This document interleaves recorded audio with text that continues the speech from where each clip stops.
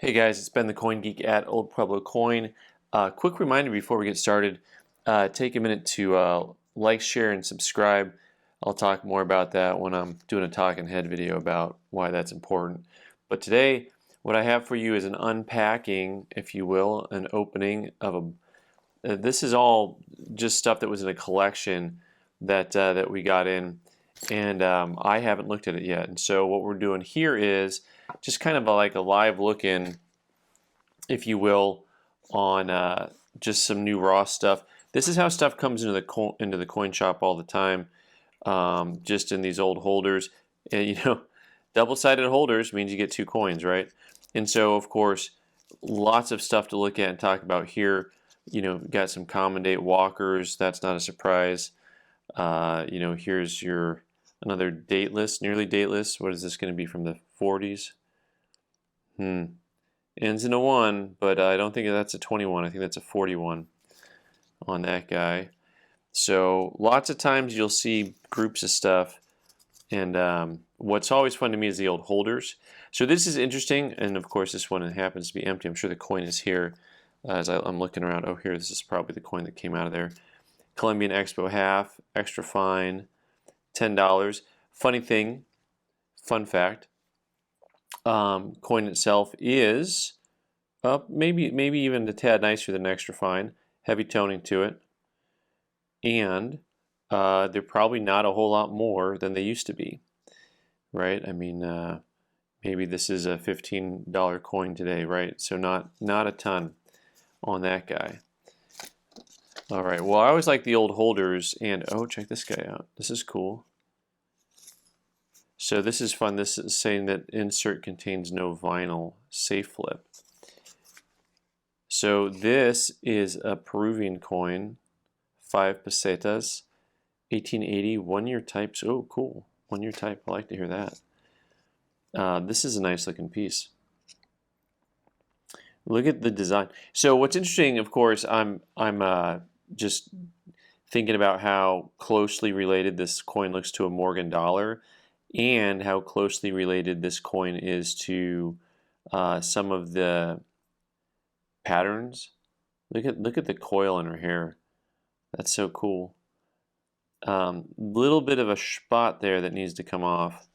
So that's a little bit difficult because the coin's lovely, and then she's got that spot on her neck. And the spot on her neck, if it comes off, will undoubtedly leave a bright spot where it was.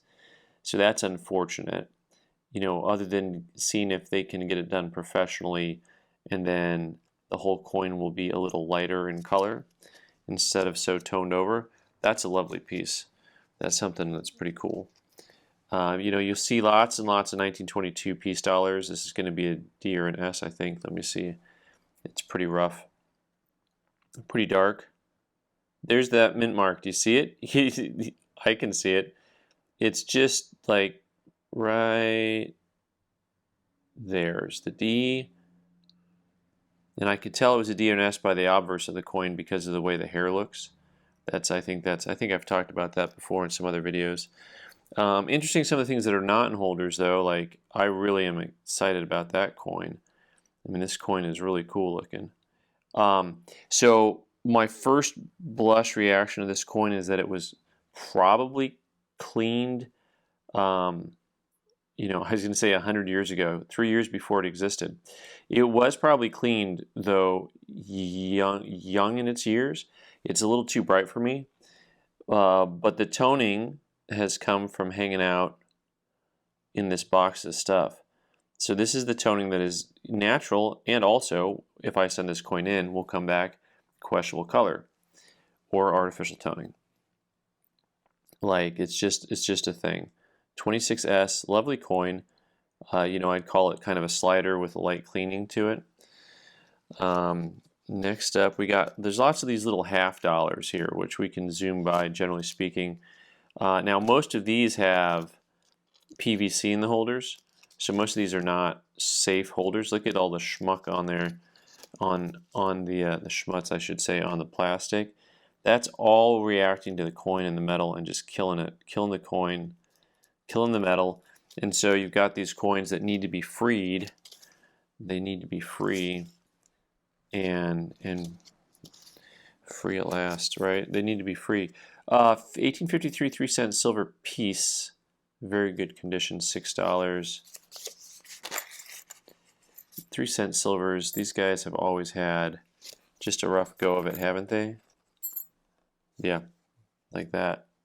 Some respect, you get low grade pieces. These guys were oftentimes turned into jewelry, and you can see just how slick they come. There's for your lowball set, my friends. Who's making a lowball set out there, huh? You can make out the lines in the center of the shield on the side, but there ain't much there. That is, you've heard of one thin dime, but that's next level. Let me see what else. Let me work through some of these halves. 43 on one side, and where you got a 51 on the other side. This is 51 Philly, 51 Philly. Lots of stuff like that in here. Looks like that was their thing. By the way, you can see where a coin used to be here, right? And it was, what was in there? Jefferson nickel? Trying to make out some more design on this plastic piece. I'm just seeing the ghost of the coin that used to be there. All right, I'm excited for this. Here we go. This is right up my alley. I really love South American coins, especially, well, I shouldn't say especially the larger pieces. I really am quite fond of a lot of the smaller pieces. So these two South American coins so far that we've seen have coolness factor. I love the originality to them. Like I said, that one has a spot. And it's the type of thing that both of these coins are probably borderline to getting graded. Like I'd have to check and see if there's anything very specific about them. This is funny. Here's the 1971 Austrian shilling, 50 shilling, which by the way gives us an idea of a couple things, like when these were collected, because you got a coin here from the 70s when a lot of the other coins were not from the 70s. I'm going to put it on the other side of the flip really quick so we can look at it. And the other thing to see is now probably this has been with this set in this holder for 50 years basically now. And yes, for those of you who graduated high school in 1971, you know what anniversary you're on. So brilliant, just brilliant. Don't let me handle coins. We got a few odd Mexican pieces kicking around in here. Also not scarce or rare coins as far as that goes. But once again, you can see they were doubled up in here originally. Doubled up. Common. Here's a couple of more. An old quarter, 42. And what do we got going on this Mercury dime here? 37 with the toning. 37D. It's like cooked on the edges there. That's crispy. That's from interacting also. So this holder is interesting because it's actually feels both soft and crisp at the same time. So I wonder if it's got anything good going on there or not. So, and here's another one that I can get an artificial toning out of because it's been in this old holder. What year are you? I'll have to take a closer look at this, another 22D. It looks like it's all there, but really through the plastic and through the toning, it's hard to tell. That may be a coin to get graded. So what's interesting though, 010 choice BU, proof like 225. So no date on that one. So you can tell. And oh, that coin is here, but that coin is not in a flip.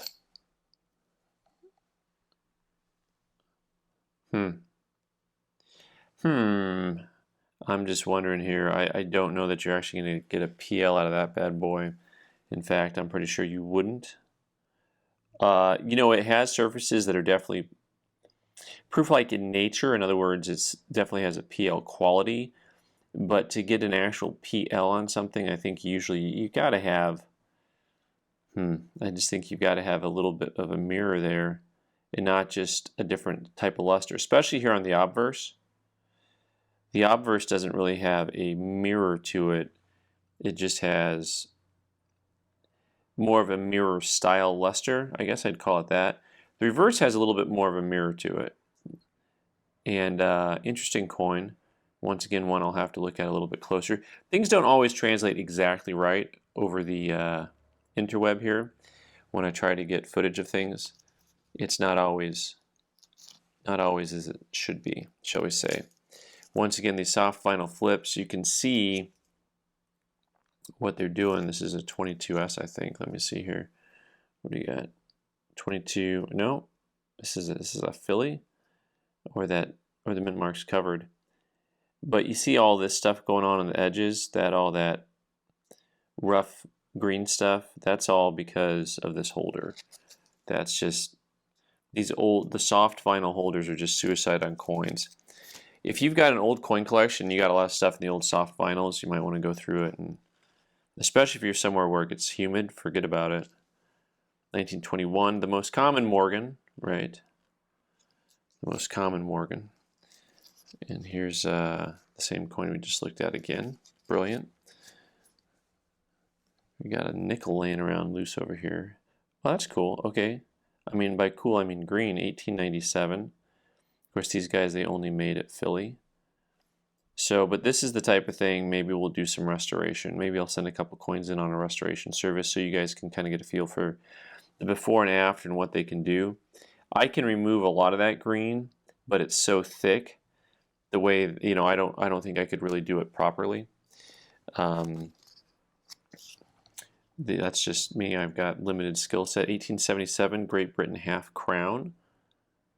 They're calling that a fine, which means it's US very fine. It's just, I'm translating. It's like going from pounds to dollars.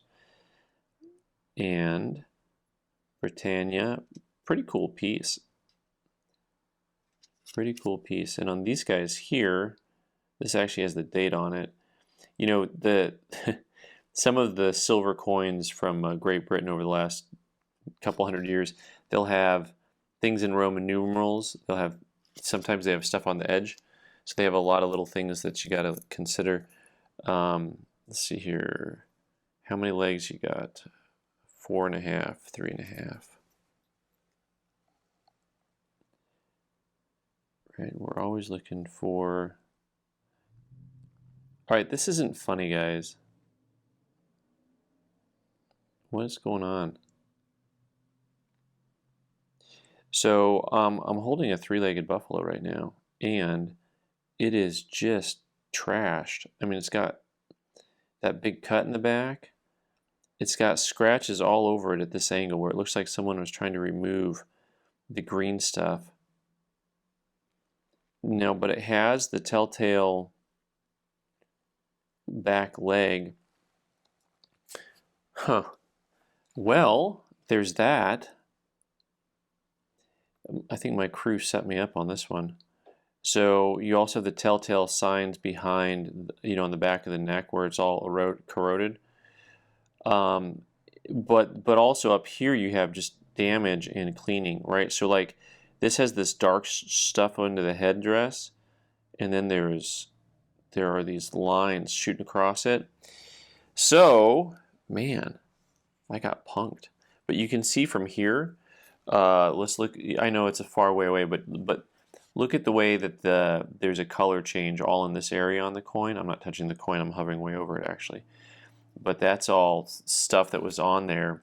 So this is going to come back neck rated, and you know, there's worse things in life to be set up at than having a three-legged buffalo in your collection that's sitting in there raw. And I'm looking for something with a label. I've only got a couple things left with a label, right? So I've got the 1897 nickel, which we already saw. This is empty. I've got this 1935S Choice BU full bands, $139. You can see how they were pricing that back in the day. Also, probably needs conservation. This is a vinyl flip, and it's going to leave some stuff on it. And looks like it's full bands. Yeah, Not sure a 35S full bands. That's probably worth getting graded. So this is a fun little group because there's going to be stuff to get graded. The only other thing in a holder is I've got more shillings, and that's it. So the three-legger does not have a holder, and maybe the guys took it out just to punk me. Like I said, I've been punked. And so, but this is I was gonna say this is kind of typical. It's not typical. I don't usually have really cool foreign coins mixed in. I grabbed this box because it had neat stuff in it. I mean, I could tell it had these cool labels, old holders, some world stuff, and so I grabbed it. And there you go. This is atypical. You don't normally have a three-legged buffalo in a set. You don't normally have nice 1881 Chilean, taller sized coins or crowns. The term would probably be crowns in that case. Un peso. All right, guys. Leave your comments down below. Let me know what I should do with some of these coins. And thanks so much for watching. I've been the Coin Geek. You can subscribe by clicking on the owl button in the corner and watch more videos on the right side of the screen. Thanks.